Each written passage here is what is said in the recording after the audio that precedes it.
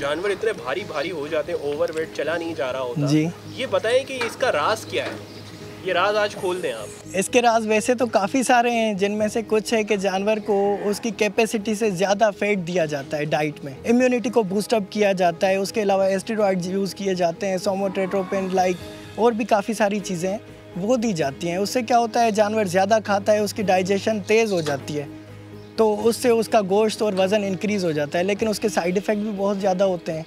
Asteroid वाला जानवर आप 1.5 साल से ज़्यादा रोक नहीं सकते जिस पे ये चीज़ यूज़ की हुई हो, वरना उसमें liver failure, heart issues, legs में पेन, लेमनेस, काफ़ी सारे उसमें मसले होते हैं। तो उसके नुकसानात ज़्यादा हैं, फ़ायदे कम हैं। एक फेज़ ऐसा आता है कि वो जानवर खाना पीना भी छोड़ देता है, मायूस सा रहता है। यहाँ पे हमारे पास लोग ये समझते हैं कि ये जानवर जो है लोगों का आदी है, देखो बच्चे इसको घुमा रहे हैं।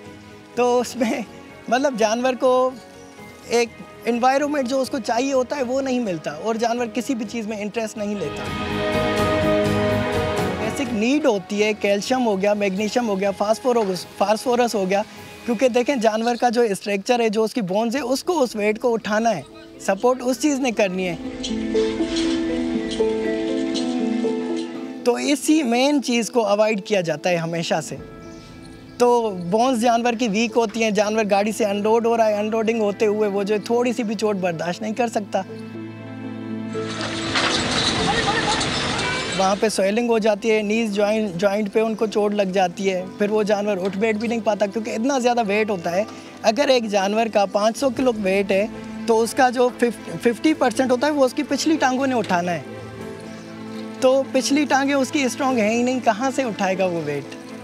अच्छा, ज़्यादा घी चलाने की वजह से जानवर के टेंडन्स वीक हो जाते हैं, मसल्स वीक हो जाते हैं, तो उसके साथ उसको दूसरी जो एसेंशियल मिनरल्स वगैरह हैं वो भी प्रोवाइड करने चाहिए, लेकिन उनका खर्चा ज़्यादा होता है तो उस पर तवज्जो किसी की नहीं जाती। हमारे पास सुना गया है कि 40 किलो मैंने इसको मक्खन खिलाया है, 2 मन घी खिला चुका हूँ मैं। घी तो खिलाया है, लेकिन उसके साथ कैल्शियम और मिनरल्स भी तो चलाएं, कम से कम उसका स्ट्रक्चर जो है उसको सपोर्ट तो कर सके। फैट बनाता है सिर्फ वो जानवर, गोश्त इतना ज़्यादा नहीं बनाएगा। अगर आप स्लाटर करके देखें किसी हैवी एनिमल को, तो 2 इंच उसकी लेयर होगी फैट की, फिर 2 इंच गोश्त की, फिर 2 इंच जो है फैट की लेयर होगी। तो इस हिसाब से आपका जो 50% जो कुर्बानी के जानवर का गोश्त है वो तो वेस्ट हो गया, क्योंकि वो था ही जो है फैट, किसी काम का ही नहीं था, इंसानों के कंज्यूम के लायक ही नहीं था।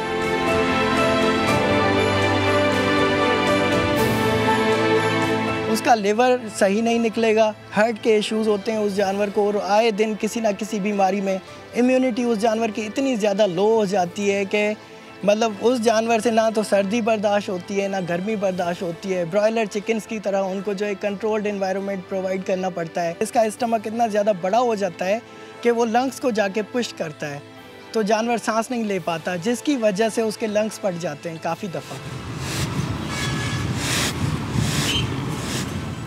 क्योंकि अंदर से वो जानवर भरा हुआ होता है। उसका स्ट्रक्चर इतना नहीं होता जितना उसका गोश्त होता है, उसमें वज़न होता है जानवर में। सांस लेने में तकलीफ़ ये बहुत कॉमन है। आप सबसे ज़्यादा हेवी एनिमल में देखेंगे, जब वो बैठेगा जहाँ तो लेट जाएगा थोड़ी देर के बाद, क्योंकि उसको सांस लेने में तकलीफ़ हो रही होती है, उसका जो स्टमक है वो लंग्स के ऊपर आ जाता है। सबसे पहले आ जाते हैं उनके गोश्त के डिफरेंस के बारे में। जिस जानवर के गोश्त में फ़ैट ज़्यादा है तो उसका जो गोश्त है वो भी हाई कोलेस्ट्रॉल होता है, प्रोटीन की परसेंटेज उसमें कम होती है, वाटर की भी परसेंटेज उसमें नॉर्मल होती है।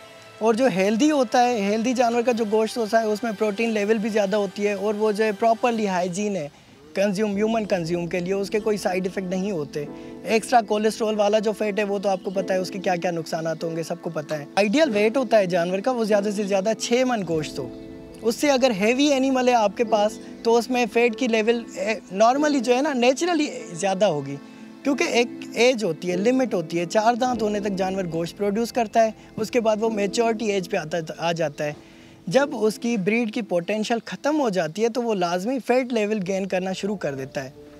तो 6 मन तक गोश्त का जो जानवर है वो आइडियल है कुर्बानी के लिए, और उसके फ़ायदे भी ज़्यादा हैं, उसका गोश्त भी अच्छे तरीके से कंज्यूम हो सकता है।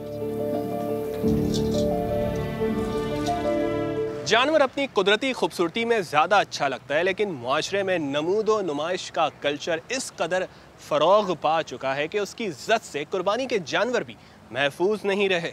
जिसका जानवर ज़्यादा भारी और तगड़ा होगा, इलाके में उसकी वाह वाह होगी। इसी दिखावे की वजह से लोग मुंह मांगे दाम देकर ऐसे जानवर ख़रीद लेते हैं जो बज़ाहिर खूबसूरत मगर अंदर से खोखले, चर्बी का पहाड़ और सुस्त तरीन होते हैं। कैमरामैन सनाउल्लाह के साथ शायान सलीम, समा, कराची।